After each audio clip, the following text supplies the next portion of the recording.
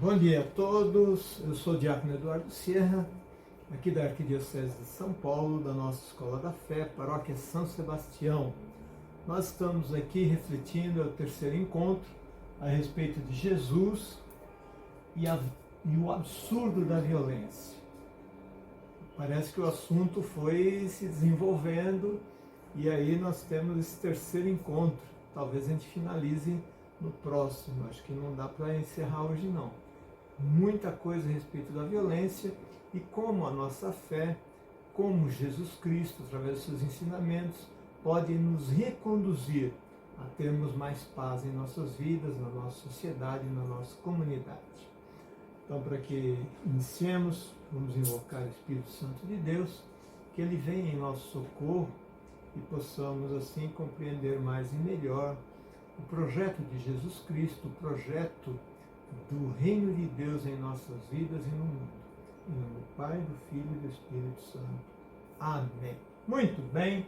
Então, no último encontro, falamos ali sobre a questão da violência na Bíblia. Inúmeros casos de violência, nos reportamos lá no início, quando tivemos o fratricídio, a morte ali de Abel. Caim mata Abel na primeira família, então tivemos ali um homicídio e mostramos assim essa questão da violência, como ela vai através da história humana, e a história humana se confunde com a história do povo de Deus, Nós temos ali uma mescla ali entre a história do povo de Deus e a história humana, E Deus vai conduzindo ali os caminhos para aqueles que querem seguir naturalmente a Deus.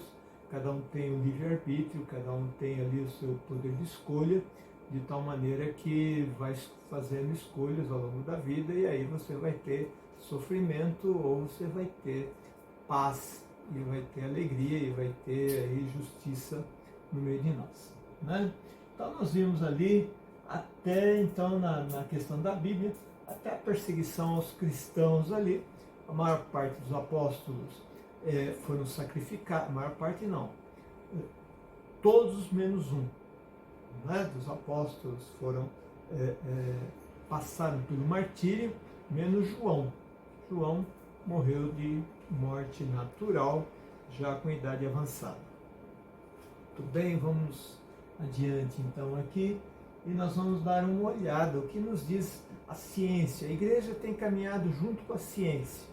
Durante um tempo ela ficou um pouco afastada da ciência, mas a própria igreja, a igreja promoveu universidades, criou a universidade, ela buscou o entendimento, a sabedoria da natureza, das leis da natureza, da questão das ciências sociais, da filosofia, Então vamos lá. Então, porque a violência está presente no mundo, Então é resultado de uma combinação de fatores individuais, Então da própria pessoa, das pessoas, como nós vimos lá no caso de Caim e Abel, foi a inveja, motivado pela inveja. A inveja que levou ele à raiva do irmão e à morte do irmão. Ele não suportou aquilo e matou o irmão. A gente poderia dizer, bom, desde Adão e Eva, desde a primeira família, nós poderíamos pensar que esse ser humano evoluiu, Mas hoje ainda a gente vê pessoas matando de uma maneira por emoção, por raiva, existe sempre um gatilho para essas mortes violentas. Esse gatilho normalmente é um desequilíbrio emocional, é um ataque de fúria, de tal maneira que leva à morte e à violência do outro, Então, causas sociais, várias situações aí da sociedade, de opressão, de desequilíbrio social, que promove também essa violência. Questões históricas, e estruturais, isto é, que está na própria estrutura da sociedade, algumas situações que vão levando e promovem uma escalada da violência, Para combatê-la é necessário um esforço conjunto de mudança de mentalidades, né? Então, essa mudança de mentalidade também é proposta por Jesus. Aquele que é cristão, ele tem que passar por uma mudança interior, para que ele enxergue o outro, respeite o outro, tenha empatia pelo outro, tenha misericórdia das limitações do outro, da imperfeição do outro. Muito bem, vamos seguir adiante aqui. Ainda na questão das ciências, né? Como é colocado aí a questão da violência. Questão das políticas públicas eficazes ou da falta de políticas públicas eficazes, de tal maneira que haja mais equilíbrio, né? Mais equilíbrio. Então a pessoa ela entra em desequilíbrio ali por vários motivos.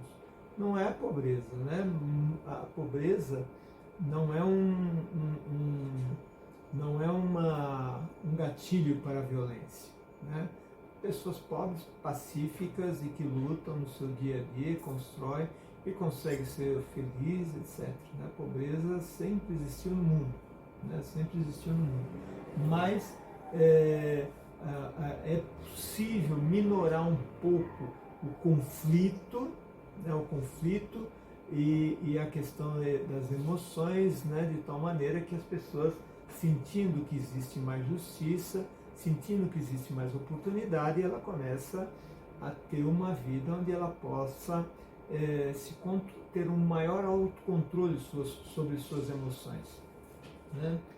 Educação para a paz, isto é, educação para a paz é promover a paz de tal maneira que se reconheça na paz um valor a ser buscado, né? Desde a criança, temos que buscar a paz. A paz. E a paz não é aceitar simplesmente a injustiça. Não. A paz é promover a justiça para que tenhamos paz, né? Em muitos casos, falta um compromisso com o que acabei de dizer, com a justiça social, né? Que isso leva a um desequilíbrio e leva também a momentos de violência. Vamos lá ainda, para que depois a gente entre na questão de Jesus como promove aí a paz e a não violência, né? Então, por causa ainda da falta de empatia, da pessoa se colocar no lugar do outro, né? Falta do diálogo interreligioso, muitas vezes a violência no mundo se dá por falta de diálogo entre as religiões, né? Entre as religiões. Então termina-se de uma certa maneira generalizando que uma determinada religião é violenta, né?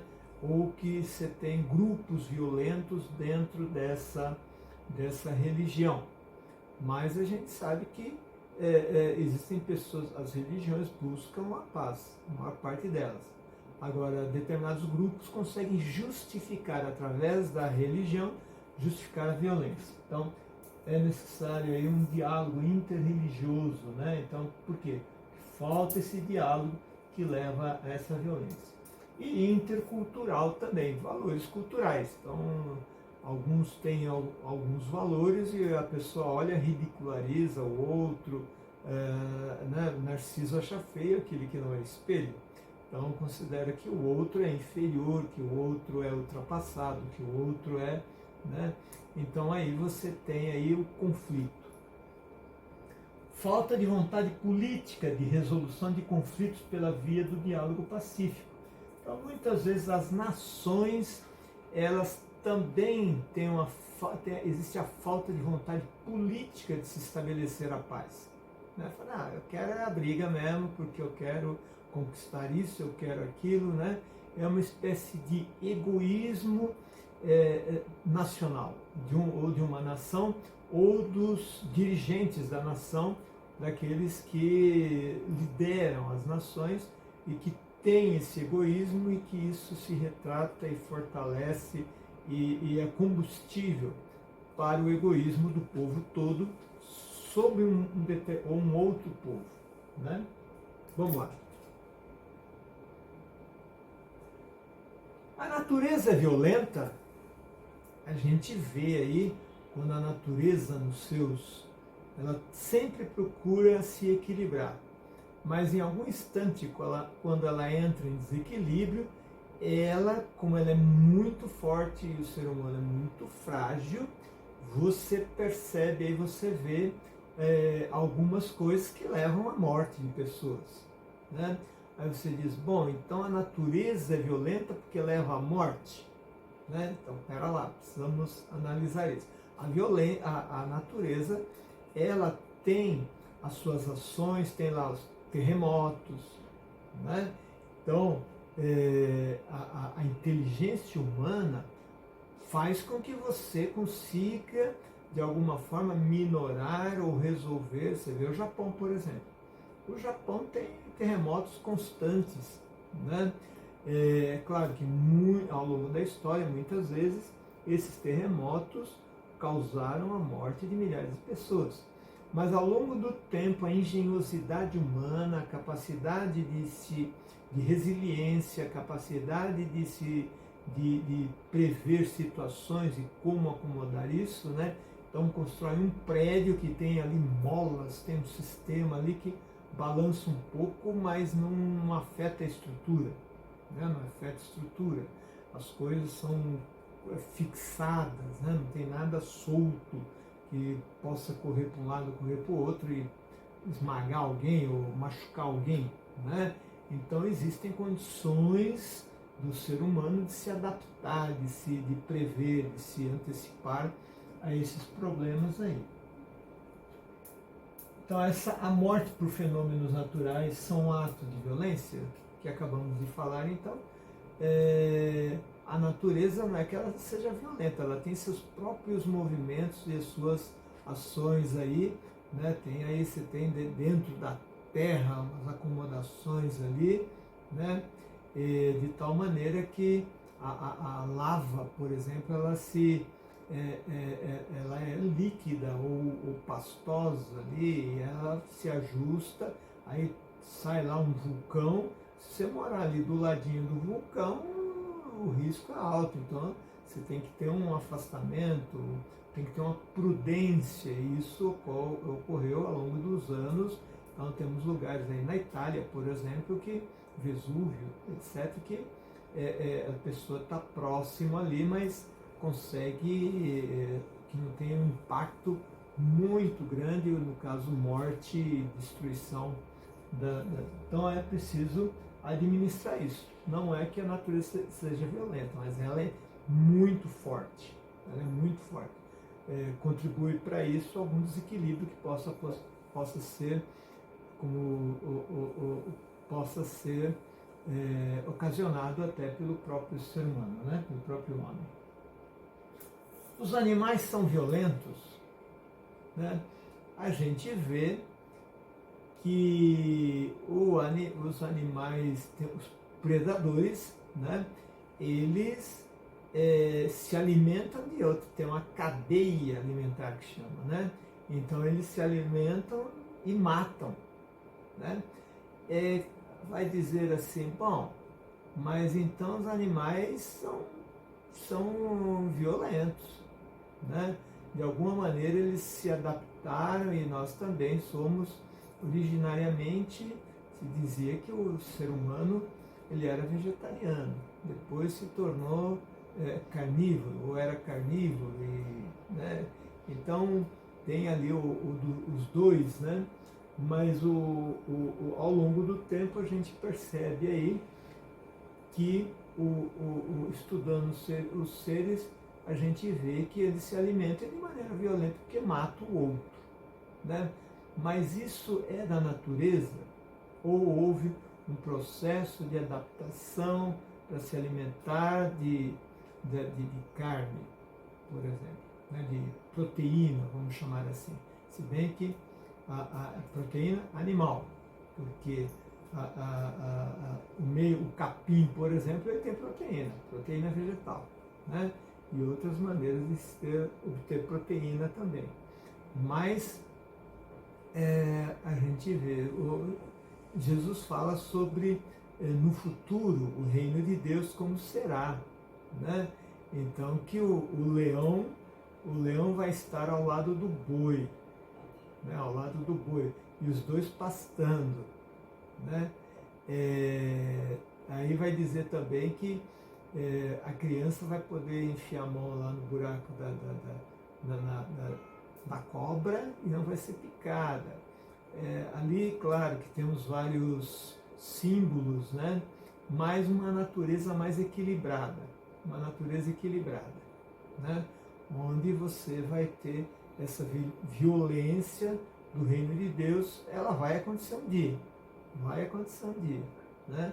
De um equilíbrio ali, onde haja possibilidade de convivência entre diferentes, completamente diferentes, né?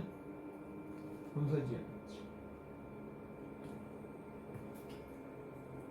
A violência, os torcedores de futebol, torcedor políticos e o amor. Aqui eu já vou entrar um pouco na questão dos propósitos de Jesus, né, junto. Mas vejam, os torcedores de futebol, se nós formos olhar, o torcedor de futebol, ele torce para que seu time jogue bem, para que consiga ter ali uma estratégia de chegar ao gol do adversário. E aí faz lá um gol de fora da área, né? Um gol bonito, no ângulo, precisa habilidade, precisa ter muito treino, precisa ter pessoas capazes, jogadores capazes. Então ele torce para que aquele futebol bonito aconteça. Até aí tudo bem, né? Agora, se meu time não joga muito bem e eu quero que ele ganhe, apesar de tudo, né? Que é uma característica do torcedor, que é que ganhe. Jogo feio, gol feio, né? Como dizia o da Maravilha, é aquele que não foi feito, aquele que não foi marcado, né? Então, a ideia é ganhar, ganhar, ganhar. Mas existe um limite ali que a gente percebe que a pessoa coloca todo o seu os seus problemas pessoais, muitas vezes a raiva com relação ao trabalho, infeliz no matrimônio, infeliz aqui, infeliz ali, da situação política também, e aí eu envolvo os torcedores políticos, né, que são torcedores políticos, né? Ao invés de criticar todos e quem estiver no poder de tal maneira que façam o melhor pelo bem comum, se torce por políticos e quando ele faz coisa errada, se faz vista grossa. Não, mas eu votei nele, então se ele fez bobagem, não tem problema, ele está certo, né? Então nós temos ali uma questão do torcedor que se torna violento, né? A tal ponto de arrumar emboscadas para a torcida adversária, pôr fogo num ônibus, matar, usar ferro e bater na cabeça do outro, sangrar o outro. Quer dizer, aquilo ali deixou de ser futebol. Essa violência que está dentro dessa pessoa, por quê? Porque ela é infeliz, e ela, de uma certa forma, transfere tudo isso para o futebol ou para a política. E aí você tem as pessoas que têm os seus políticos lá e dizem que amam os seus políticos. O político deve ser cobrado, ele é um funcionário público que administra os nossos recursos e deve administrar da melhor maneira e devemos cobrar a todos, independente se você votou nele ou não, né? Então essa questão da violência que está impregnada na sociedade e que termina a ponta do iceberg termina ali indo para a questão da torcida, da política. Aí você fala assim, mas e o amor? Né? E o amor? Será que a total violência é falta de amor? E onde existe amor verdadeiro? Não estou falando um amorzinho aí meio, né? Ou amor de político, né? Estou falando amor verdadeiro, de respeito ao outro, de empatia com o outro, de fazer com que quando eu percebo o sofrimento do outro, colabore para minorar esse sofrimento, essa proposta de Jesus vai completamente contrária ao estado de violência. Né? A violência é o oposto do que propõe Jesus. Né? É o oposto do que propõe Jesus. Então, quando falamos em violência, estamos falando em ausência de amor. Está faltando amor. Quando falamos em violência dentro do lar, onde as mulheres, a grande parte das mulheres, né, recebem violência dentro de casa, dentro do perímetro de casa, né, essa violência é falta de amor. Se tivesse amor verdadeiro, não teria essa violência, não. Então, estamos vendo aí que, associando a questão da violência à ausência de amor, do amor. Então, aí você pode colocar também amor pelo seu país, pela sua comunidade, pela sua família, ausência de amor e o aumento da violência. A proposta de Jesus é o aumento do amor e a diminuição da violência. Né? Então, a sociedade está bem doentinha e a doença maior é falta de amor. Raiva e vingança. Né? Então, dentro desse desequilíbrio, nós temos pessoas que existe um descontrole emocional, onde existe raiva, e em consequência dessa raiva, se sofreu alguma violência, às vezes até verbal, ela promove a violência, ou se deixa ser tomado pela violência, com consequências desastrosas para a vida dela, para a vida da família, para a vida da sociedade, para a vida dos amigos que amam essa pessoa. Né? A raiva acumulada por injustiças pessoais ou coletivas pode levar então a um ciclo de violência no qual um ato violento gera outro, como uma forma de vingança ou justiça. Então, na medida em que você entra nesse ciclo, nessa lógica da violência, boa coisa não vai dar no final. Né? Boa coisa não vai dar no final. Seguindo aqui com a nossa... Vencendo a violência com Jesus. Para ele, quem tem razão pode usar de violência? Então, para Jesus, quem tem razão? Às vezes, a pessoa está com a razão, está certa, né? Então, fala, não, mas eu estou certo, e aí o outro não aceita ou coisa parecida, você vai lá e comete um ato de violência. Eu estou certo, o sujeito, eu estava na minha preferencial, ele me fechou. Então vou lá, saio do carro, vou até ele, começo a falar um monte de coisas para ele ali, né?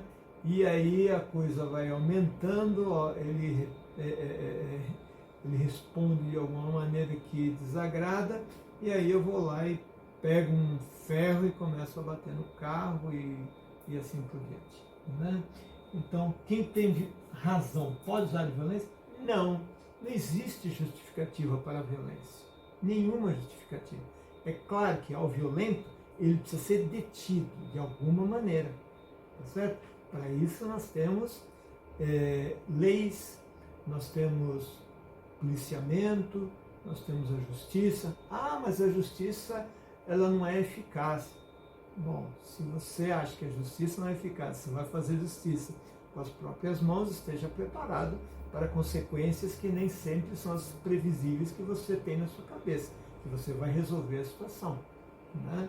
Então é preciso que a gente recorra, né, àqueles que têm experiência, aqueles que promovem de alguma maneira a justiça e promovem o fim daquela violência, daquele conflito naquele momento. Né? Então, todo momento de conflito que pode gerar ali um ato de violência, temos que chamar aí quem é da justiça.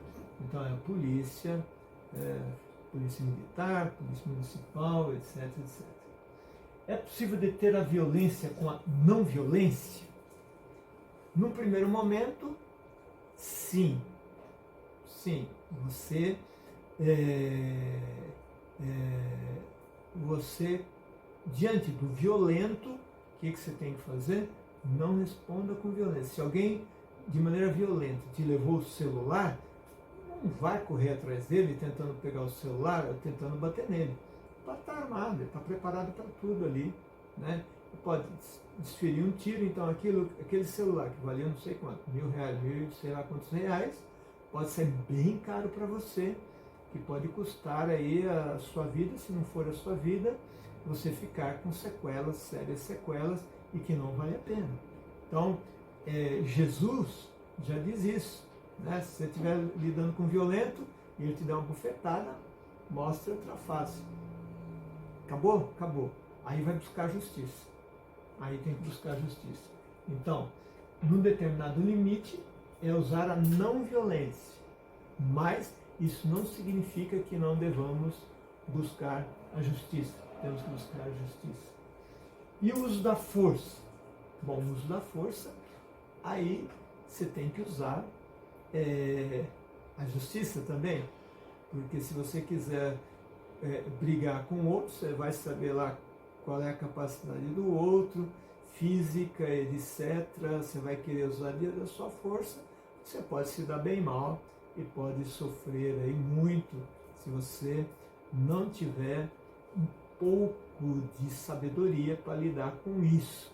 Então, resposta, sempre buscar a justiça. Ela não é tão eficiente, é melhor do que você buscar, né, o próprio uso da força.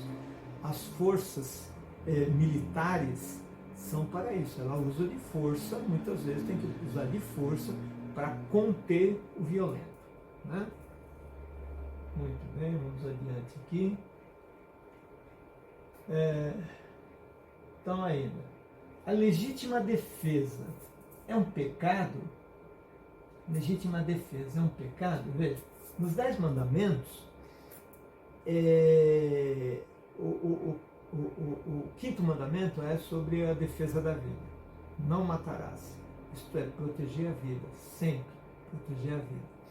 Mas, e a legítima defesa? É um ato de violência? É um ato de violência. Mas vamos supor, né? Então vamos supor sobre a questão do mal aí, do pecado.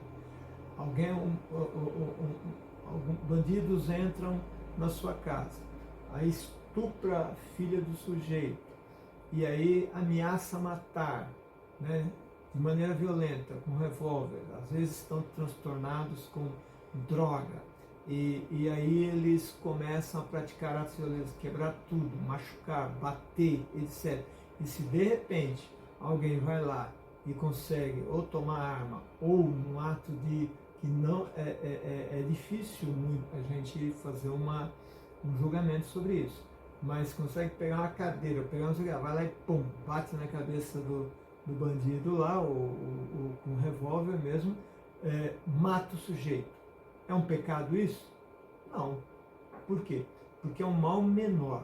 O mal maior seria permitir que continuasse ocorrendo a destruição ali da família, etc. Então, o pai de família, ou alguém da família, ou sei lá quem, a autodefesa, a legítima defesa, ela é um mal? É um mal, porque terminou causando sofrimento ou a morte de alguém, né? Mas, diante disso, é um mal menor, né? É um mal menor. Se deve tentar todas as possibilidades antes da legítima defesa. E se for simplesmente entrou para roubar, etc., não, está aqui, ó. Isso aqui é o dinheiro, isso aqui é isso, tá aqui a chave do carro. E vai embora. Então, esse é o caminho melhor, né? Seria a não violência, apesar da violência que é ser assaltado sob a mira de um revólver, né? Sob coação. Mas, dentro dessa situação, a autodefesa, a legítima defesa é quando existe a ameaça da morte das pessoas da família, de pessoas daquele grupo ali. Aquilo é legítima defesa, né? Então é preciso tomar cuidado com essas coisas aí e sobre a questão do pecado e do mal.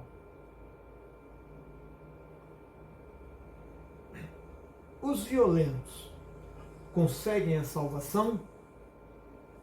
Os violentos conseguem a salvação? Será que pessoa violenta vai para o céu? Não. Pessoa violenta pode ir para o céu, se ela se arrepender dos seus pecados, do mal que fez. Mas arrepender da boca para fora? Não, arrepender lá do seu coração. Então, sim, pessoas que cometeram atos de violência podem ser resgatadas, podem ser salvas. Na Bíblia temos inúmeros exemplos a respeito disso. Então, não podemos ter também esse preconceito. Falar, o sujeito fez aquilo lá, vai para o inferno. É um julgamento meio prematuro, né? Então, Deus é quem sabe, e muita gente que cometeu violência se salvou, mas teve que se converter, e ela se converte principalmente mostrando através do seu testemunho, dos seus atos, né? A pobreza extrema é um ato de violência da sociedade? Veja, um desequilíbrio muito grande, colocando as pessoas num nível de sobrevivência ali mínimo, que quase a pessoa morre ou está próximo e não tem o que comer, e etc, etc. É um ato de violência, principalmente quando você tem um grupo grande da sociedade que se alimenta bem e compra uma Ferrari de 1,5 milhão, ou sei lá o que, uma bolsa de, sei lá, 1 milhão, sei lá quantos mil reais, ou um relógio de 700 mil reais, né? Enquanto o outro está no limite.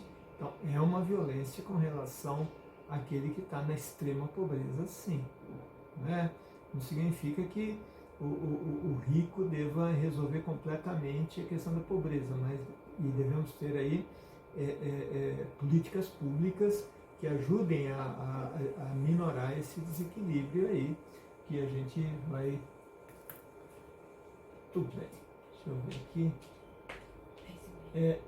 É o último slide para a gente encerrar. Nós vamos finalizar ainda hoje, tá certo? Então, resumindo o que Jesus nos propõe: resistir ao mal com o bem. É o extremo desafio esse, a gente resistir ao mal praticando o bem, né? Resistir ao mal de todas as maneiras. Reino de Deus, um reino de justiça e de paz. Isso faz com que se a gente implantar o reino de Deus proposto por Jesus, o que acontece com a violência? Ela vai diminuir até chegar lá embaixo, né? Perdão como caminho de libertação. Então é preciso perdoar, entre as nações precisam se perdoar, entre as pessoas precisam se perdoar, mas isso não significa que devem aceitar passivamente a violência do outro, né? Então o perdão é uma necessidade desde que haja um arrependimento verdadeiro e desde que não acabe com a vida do outro, arrebente emocionalmente, psicologicamente a vida do outro, ou materialmente a vida do outro, né?